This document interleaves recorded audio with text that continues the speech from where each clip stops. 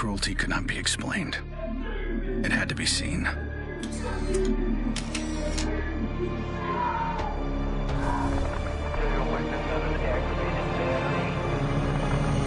The pierced our numbness, sent up a flare to save the next generation. It said, "This is where we've been. Don't follow." Then there was no one left to heed the warning. And the only one left to save was yourself. My earliest memory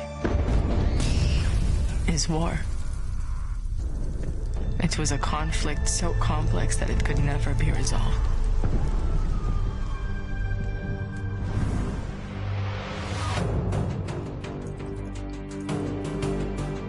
But this war isn't complicated.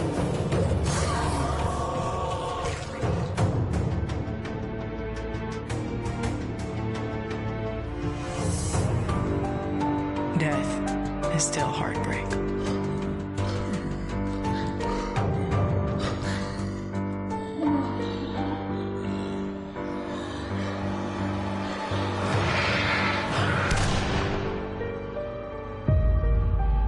But a kill is a kill.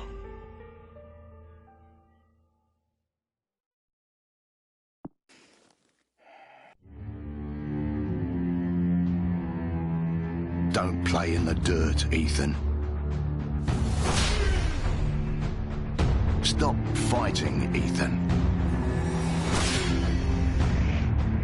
Be polite, Ethan.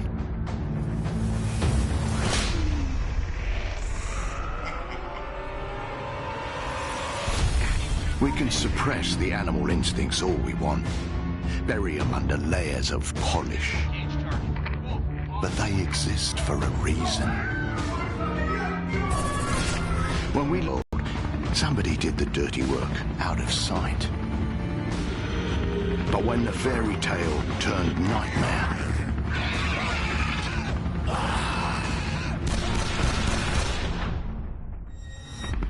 those instincts were the only thing that kept us alive.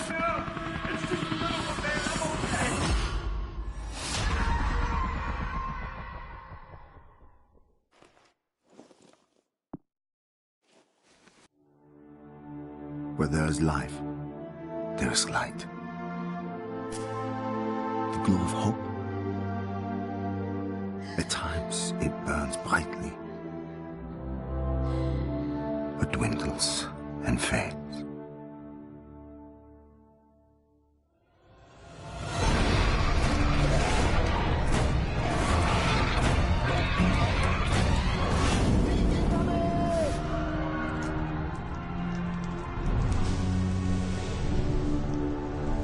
But once it is lit, we must never let it die.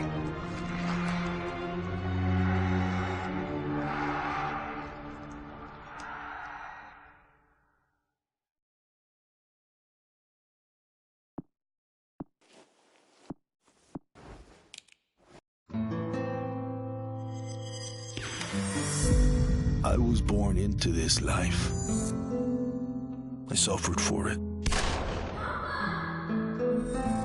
And reaped the rewards. I could tell you that I didn't want it. That I tried to get out. But I got no reason to lie anymore.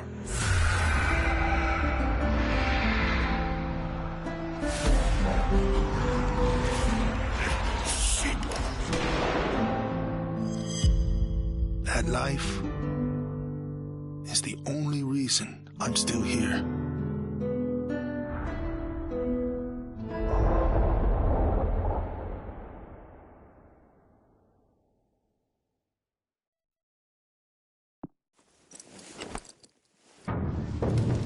We're so small, really.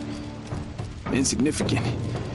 In the grand scheme, one life means so little.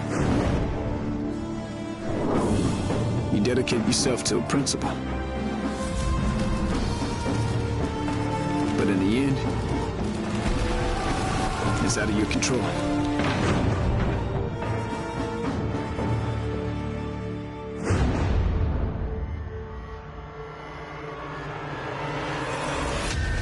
In this world, principles get you killed. You lend a hand, it gets torn off. You hesitate, you die. So you want to save someone? Save yourself.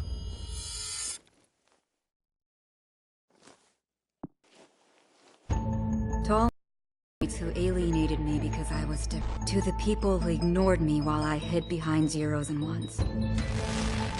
Thank you.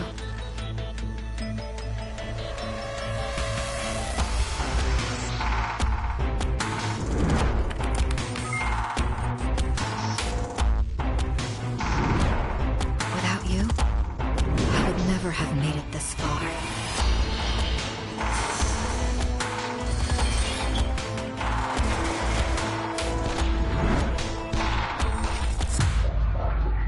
I would have been weak and dependent.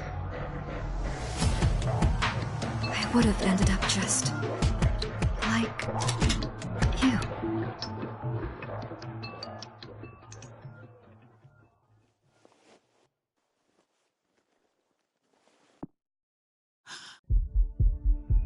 There's never a moment when you forget. It's there when you fall asleep and when you wake up. You keep going over the things you should have done. I should have stayed home that day. I should have held on.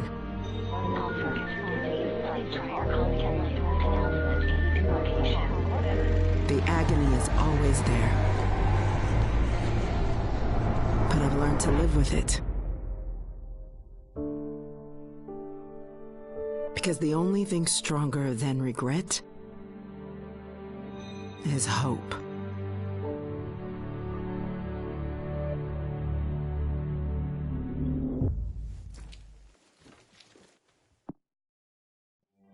I will not be welcome in the kingdom of heaven. That fate was never in the cards for a man like me.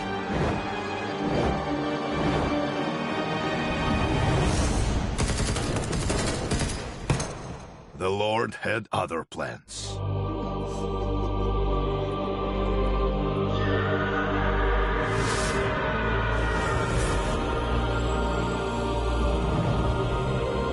I have made my peace with God.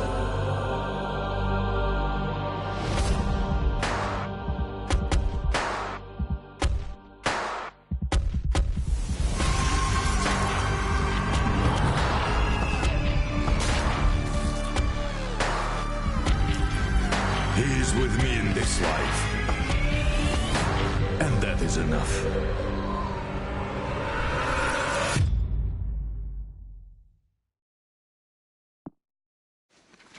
People don't believe something can happen until it does. They live in I could see nothing else. When it finally arrived, I felt relief. At least now the danger had taken shape. Now, I had a target.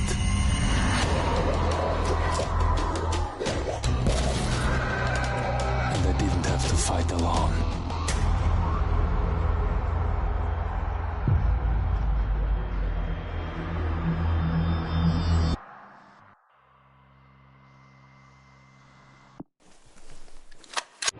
I was just a boy when the Soviet Union collapsed. The nation was divided in two. Those with power,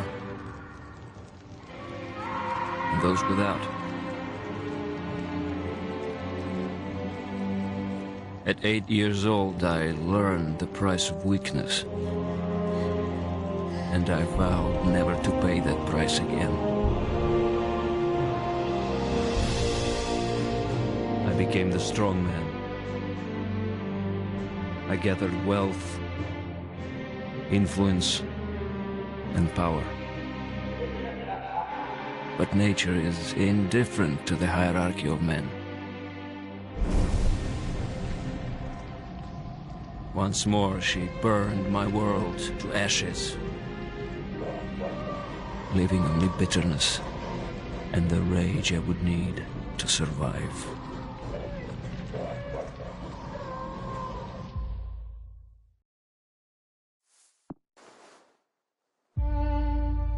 I was never afraid of Cachet the Deathless.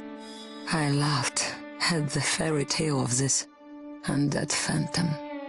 A woman of science would never fear such silliness. But what do we know?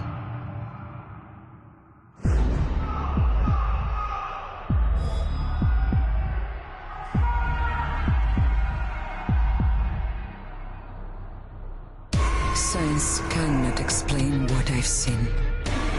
And in the face of such horror, there is no logic.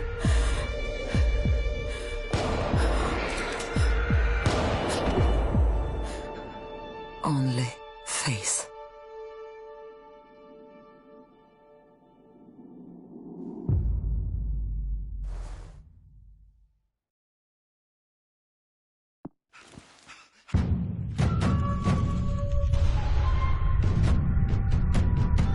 I was 11 years old the first time I felt the ground shake.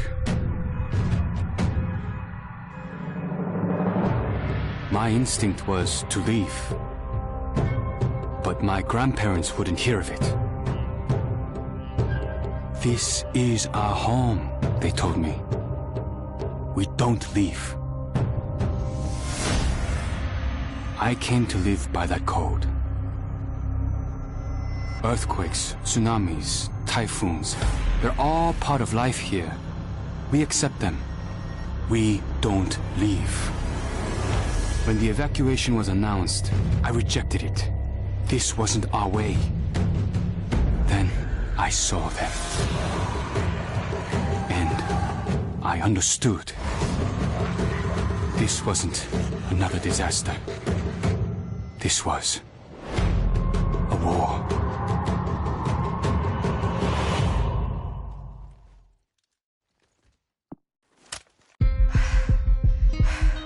Nobody expected a 9-year-old girl from Tokyo to be fascinated by guns. Nobody imagined a 22-year-old university senior would drop out and train for the biathlon.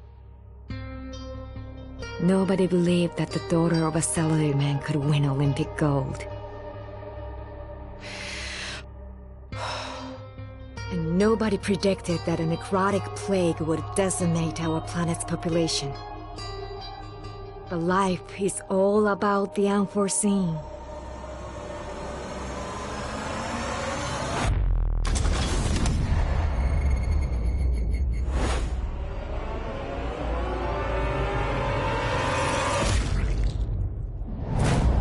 And nobody saw me coming either.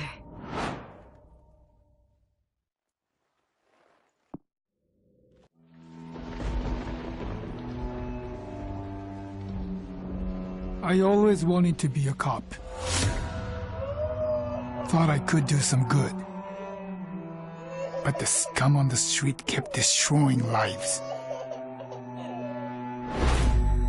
While I was wrapped up in red tape.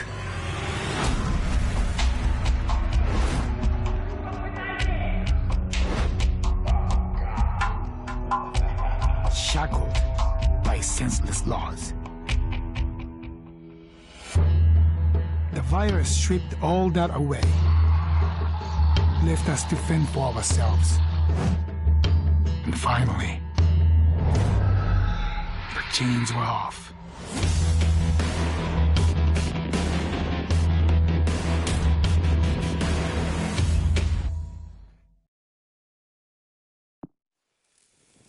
Growing up in Tokyo, you either became a salaryman or you were a waste. If you asked around, it's safe to say I was the latter. They said I lacked self-control, that I shamed my family. So my father sent me off to relatives in the States. Turns out, Americans care a lot more about earnings than honor. Which worked out fine. Until the Zeke showed up.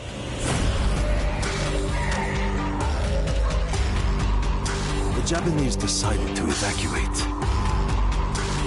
They didn't have the firepower to fight.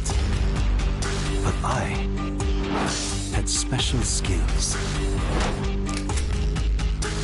So when everyone else was leaving, I went home.